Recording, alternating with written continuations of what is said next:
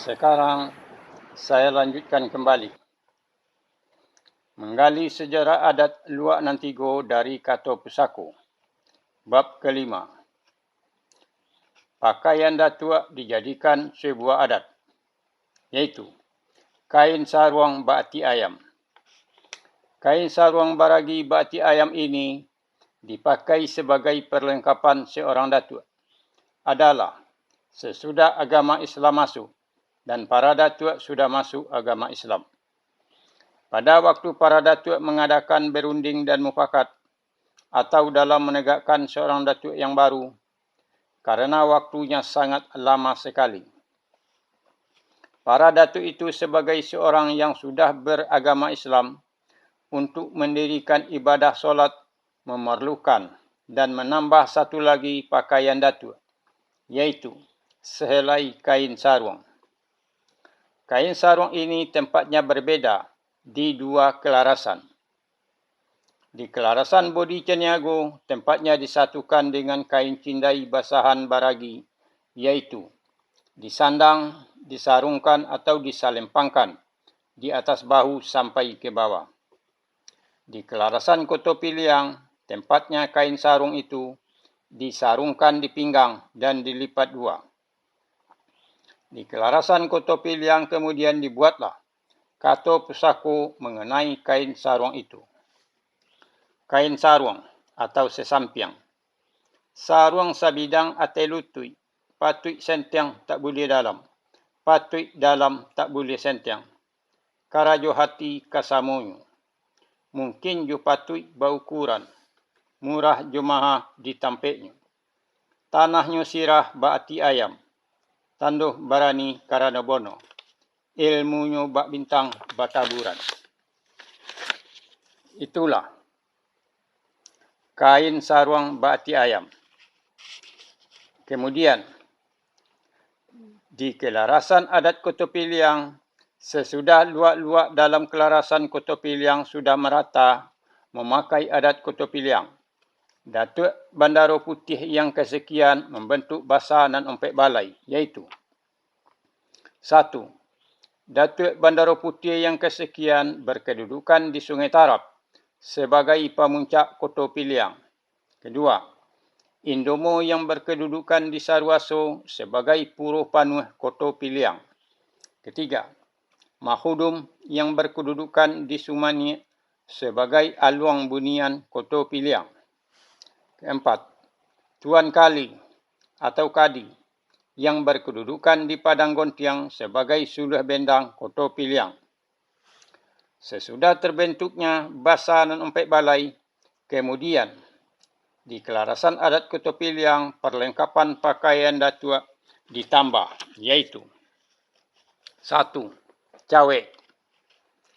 Sehelai kain bersulam, panjangnya sampai 13 seto, lebar 1 telapak tangan sampai 1 jangkau. Gunanya sebagai ikat pinggang, dinamakan cawek. Kato Pusakoyo. Cawek sutera bajumbai alai. Saheto pucuk rabuangnya. Saheto jumbai alainya. Jambuhnya tangah 3 talempo. Untuk malili anak kamanakan. Panjare aka budinyo. Pamawi pusako datuk. Supaya kokoh luar dan dalam. Nanjina nak samakin tonang. Nan liah jan tobang jauh. Ike saboli buah sinta. Kokoh nan dape ungkai. Guyah bapantang tongga. Lunggah bak mani dilihir. Dibuka mangkonyo ungkai. Dengan rundiang mangkonyo tungga. Kato mufake paungkainyo.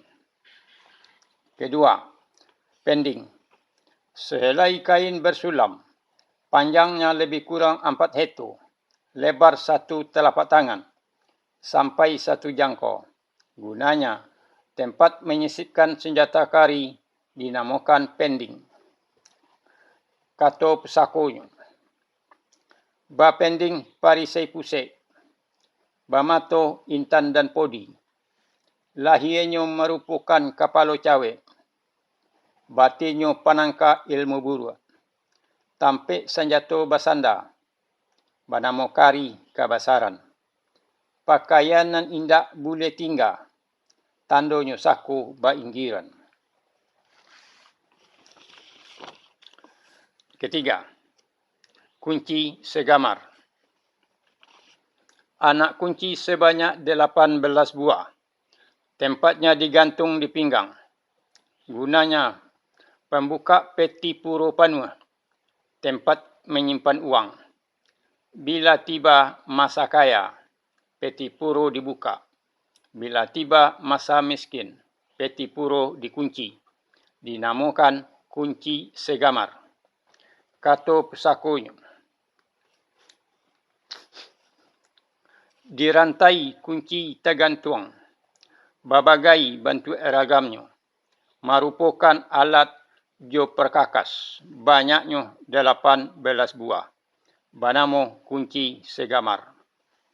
Kalau ditilik alamat kunci, bila tiba di masa kaya, pembuka peti untuk berbagi. Kalaulah tiba di masa miskin, pengunci puro basi keke. Kalaulah puro di masa murah, pembuka peti pakaian untuk menuruti aluh nan lurui. Kalaulah tiba di masa mahal, supaya kokoh simpanan di kuncinya. Kalaulah tiba di adat nan berpakai, di tiang panjang si maju lelu. Kalau pusako kan bajuntai, pembuka aluang bunian. Bayi nan digantang nan tertoga. Allah gantang nan dibola. Panyingkoan simpanan adat. Panyimpan kato kabulatan. Biar koko baris jo balabi. Kemudian, pada masa Raja Alam Minangkabau yang berkedudukan di Pagaruyung, dalam kelarasan adat Kota Piliang, perlengkapan pakaian Datuk ditambah satu lagi, iaitu dinamakan solut. Apabila diurai atau diungkai, kain solut itu merupakan 4 persegi panjang, lebih kurang 1 hektar 1 jangkau lebih, 2 jari. Lebih 1 hektar 1 jangka. Gunanya penutup kepala. Maka solut itu banyak orang memakainya di daerah rantau dari luar Nantigo. Sebab raja-raja alam Minangkabau berkuasa di daerah rantau dari luar Nantigo. Itulah penambahan perlengkapan pakaian Datuk di kelarasan adat Kota Piliang. Dan di kelarasan adat Bodi Caniago, pakaian Datuk penambahannya hanya pada sehelai kain saruang baragi bati ayam dan sebuah kopiah balili. Perlengkapan pakaian para Datuk di kedua kelarasan. 1. Di adat kelarasan Kota Piliang. 1. Kain hitam deta dan kopiah balili serta solut. 2. Baju hitam taluk balangu godang longan. 3. Sarawak hitam galembong tapak itik ketek kaki. 4. Kain saruang sesampiang. 5. Korih pusako adat bengkok tangah 3 patah. 6. Tungkek pusako adat bosi jinawi. 7. Cawek.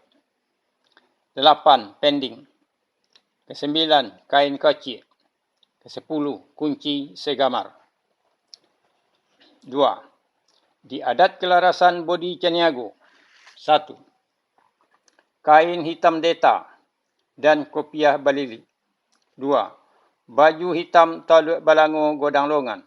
3. Sarawak hitam galembong tapak itik ketek kaki. 4. Kain cindai basahan salempang baragi bati ayam. 5. Kain saruang baragi bati ayam. 6. Korih pusako adat bengkok tangah 3 patah. 7. Tungkek pusako adat bosi jinawi. Hanya yang boleh memakainya adalah Datuk pucuk adat dalam sebuah kota atau sebuah negeri. Itulah persamaan dan perbedaan mengenai perlengkapan pakaian para datuk antara adat Koto Piliang dan adat Bodi Caniago. Sebagai catatan, sekarang sudah banyak para datuk memakai pakaian atas pilihannya sendiri-sendiri. Seperti di adat kelarasan Bodi Caniago, para datuknya sekarang sudah pula memakai solut, seperti adat kelarasan Koto Piliang. Jadi, sudah sulit untuk membedakan mana datuk kelarasan Koto Piliang dan mana datuk kelarasan adat Bodi Caniago. Apakah para datuknya mengerti dan memahami sejarah adatnya? Wallahu alam. Kita kembalikan saja kepada para datuknya. Itulah pakaian para datuk di luar Nantigo atau di dua kelarasan. Nanti akan saya sambung kembali menggali sejarah adat luar Nantigo dari Katup Sako. Bab ke-6, Peraturan Undang-Undang Adat dan Pembuatan Suku-Suku. Terima kasih.